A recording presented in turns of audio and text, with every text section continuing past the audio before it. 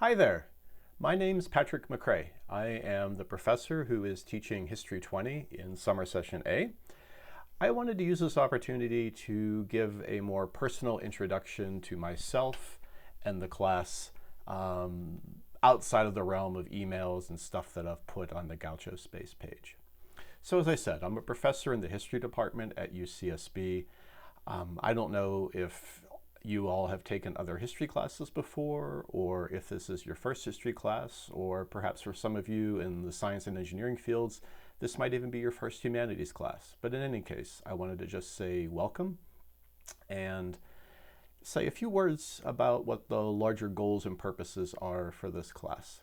So I've been at UCSB since 2003. I moved to Santa Barbara from Washington, D.C., where I was working as a historian at the American Institute of Physics. Occasionally I would get mail sent to me to the American Institute of Psychics, which was kind of odd, but in any case. I came to Santa Barbara in 2003, and I started to teach History 20 probably about 5 or 6 years ago. It is one of my favorite classes to teach. I really like being able to present a broad overview of the history of science, and I especially like the fact that many of the undergraduate students who take the class come from science or engineering fields. So I feel that for these students it gives a different dimension to something that they're already studying. And of course, for those students from the humanities, I think that looking at the history of science, especially the history of science in the 19th and 20th century, which is what we focus on in this class, is just as important as looking at the history of race or religion or class or gender. I mean, this is an important sort of meta category that has had an enormous influence on world history in the last 300 years or so. Before becoming a historian, I was a scientist, so I've had a bit of an interesting career path. If you're curious to know more about that, feel free to ask some questions and I can say something about that. But with regard to the class, I was especially looking forward to teaching it in the summer. Normally when I teach it in the regular academic year, the class usually has about 160, 170 students. This summer we only have about 50, so that's nice to have it in a smaller scale, a little bit more of an intimate arrangement. A lot of the mechanics I've been spelling out in the emails that I've sent to you and in the syllabus that is available on the Gaucho Space page.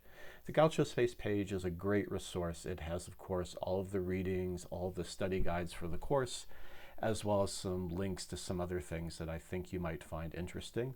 The course assignments have also been posted there, and it's pretty much what you need in order to function in the class. In terms of the mechanics of the course, like I've explained, we have an asynchronous part which consists of narrated PowerPoint slides. I realize that that is not the most exciting medium for delivering information, but it seemed to be the best compromise, especially for those people who might be working with slow internet connections or with limited ability to download large video files. So the PowerPoint slides are basically static images, of course, of the slides with narration by me. And I also understand that sitting and listening to me talk to PowerPoint slides for 50 minutes might not be your jam. I could suggest ways to break that up, maybe to do it in 2 or 3 part increments. But in any case, the slides, the lectures for the class are all available for you.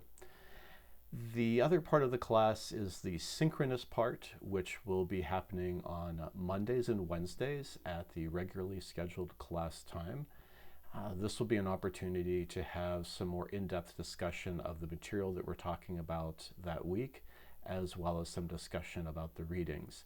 As I've indicated, you only have to come to one of these, and of course we only meet for 6 weeks, so that's just 6 of these to attend. If you want to come to both of them, that's fine. I don't really have a problem with that. However, I would prefer, if possible, to make this a little less of a large-scale sort of exercise. If those of you who have last names A through L to preferentially go to the Monday one and the rest of you to go to the Wednesday one. That's a recommendation. It's not a requirement, but it's something to think about.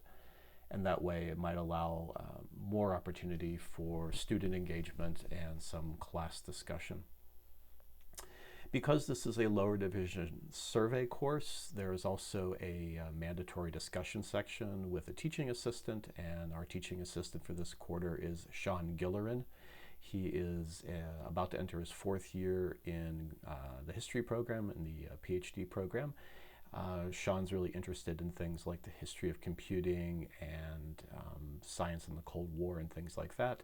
And he'll be leading the Wednesday discussion sections. And I know he will be communicating in more detail with you all about how that's going to work. There are readings available for the class. I've done pretty much everything that I can do within my power to keep the cost of this class as low as possible. So the daily readings are all available online as PDFs. I would encourage you to download these and have them available for our Monday and our Wednesday meetings. And there is also a relatively inexpensive textbook called Making Modern Science. You can see it on the shelf there behind me. It's pretty easy to find through various online sources, including that company which is named after a large river in South America. But it's a fairly inexpensive book, and I've indicated in the syllabus the parts of the book that will be relevant for particular topics that we'll be covering. The book is not something I'll be referring to a lot. It sort of provides a sort of grand narrative overview of the topics and material that we'll be covering over the next 6 weeks. I really encourage you to drop by the student hours that I've made available for you. There is a time slot on Mondays before we meet. I believe it is from roughly 9:30 to 10:30 Pacific time. And then also, if you feel like hanging out in our Zoom room after the Monday and or Wednesday meetings, you are welcome to do that if you want to use that as a time to ask any questions or what have you. So it's sort of analogous to hanging around after class and asking your professor some questions. So that's really about all that I have to say, but I just wanted to offer a personal welcome to you all, and I hope you find this to be an interesting and rewarding class. And I strongly encourage you also, if you have questions or concerns or things that might make this course work a little bit better for you, to communicate those to me and to Sean. I know that we're all kind of adapting to a new model of delivering educational material. For me, this is my first time teaching remotely, so I'm sure there will be some glitches along the way, so please be patient with me as I navigate those. But in the meantime, welcome again, and I look forward to interacting with you over the next 6 weeks. Thank you very much.